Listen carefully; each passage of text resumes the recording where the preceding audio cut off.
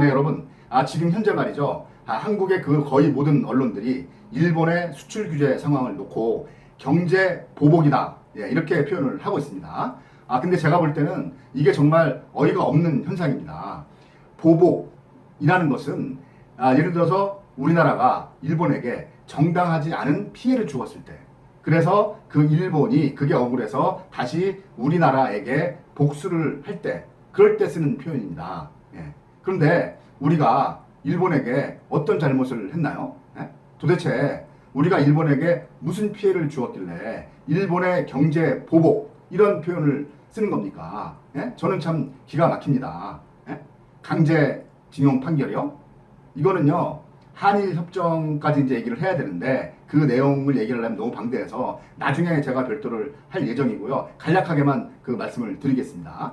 그러니까 그 일본의 주장은 1965년 한일 청구권 협정을 할 때 그때 한국의 권리가 소멸했기 때문에 작년 그 한국 대법원의 판결은 국가 간의 약속을 위배한 거다. 이런 거거든요. 근데 이 논리대로 일본은 피해를 입어서 그래서 한국에 보복한다. 이런 거예요. 근데 작년에 그 우리나라 대법원의 판결은 그런 내용이 아니에요.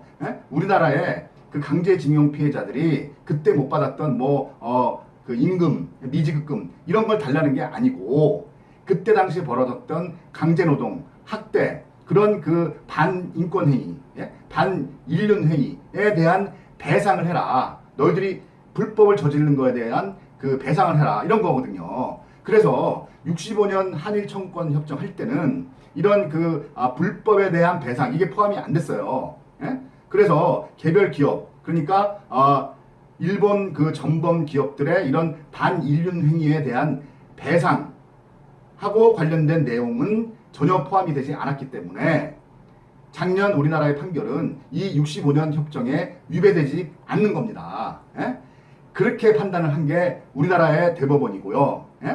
이게 사실이고 이게 피해자들의 정당한 권리를 주장하는 겁니다. 그런데 이게 일본에게 피해를 입힌 겁니까? 아니, 역사적으로 일본과 우리나라 그 중에서 누가 피해자고 누가 가해자입니까? 일본이 정말 그 고대서부터 최근에 그 제국주의까지 그렇게 파렴치한 가해자라는 것은 정말 하늘이 알고 땅이 아는 거잖아요. 그런데 일본이 요번에 우리 사법부의 판결 때문에 피해를 입었다고요? 아니, 이게 말이나 되는 얘기입니까? 천부당 만부당한 일입니다. 근데도 거의 모든 언론에서 이렇게 경제 보복이라는 표현을 쓰고 있으니 정말 저는 기가 막힙니다. 지금의 이 사태는 경제 보복이 아니고 일본의 그냥 일방적인 경제 공격, 경제 협박, 경제 습격 이렇게 표현을 해야 맞는 겁니다. 이게 그리고 더 나아가서 경제 공격뿐만이 아니고 본질적으로는 여러분들 많이 들으셔서 알잖아요. 일본의 정치 공격인 겁니다. 지금 그 일본이 그 자기네들이 그 스스로의 논리도 맞지 않는 이 공격은 말이죠. 이 단기적으로 한국의 그 삼성, SK 뭐 해가지고 몇 개 기업에 경쟁력에 제동을 건다. 뭐 이런 이렇게 단순한 걸로 보이지만 장기적으로는요.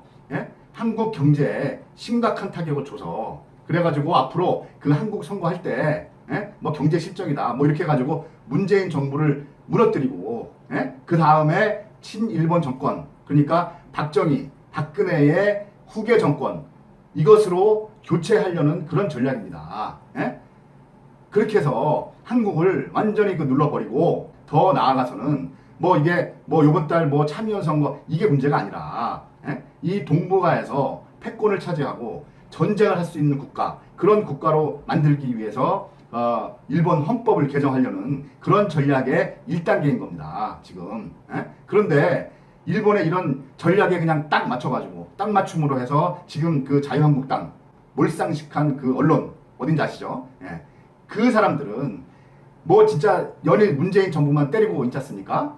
그들에게는 정말 일본을 규탄하는 것보다 오로지 우리나라 정부의 무책임, 무능 이거를 주장하고 자기네들 그 이권만 차리고 자기네들 속셈만 차리는 게 그게 더 중요한 거예요. 이거 말이죠. 정말 100년 전, 110년 전 그 이 땅에 있었던 그 매국노들, 그 친일 단체들 그들이 주장하던 것을 지금 2019년에 다시 반복을 하고 있는 겁니다. 아 정말 열받습니다. 에? 우리 독립운동가들, 우리 순국 선열들이 진짜 지하에서 정말 천인공노할 일입니다. 에? 아 정말 이 사람들 너무합니다. 너무해. 에? 그래도 시대가 바뀌어서 조금 다행이긴 합니다. 왜냐면 그때는 말이죠. 그때 우리가 태어났으면 우리의 생명과 재산을 걸어야 됐지만 지금은 말이죠. 예, 투표할 때 선거날 투표만 제대로 하면 됩니다. 그리고 불매운동 막 시작했죠. 요번에는 정말 제대로 보여줘야 합니다. 다시 한번 여러분들만이라도 일본의 경제 보복이다. 이런 그 틀린 표현은 쓰지 말아 주십시오.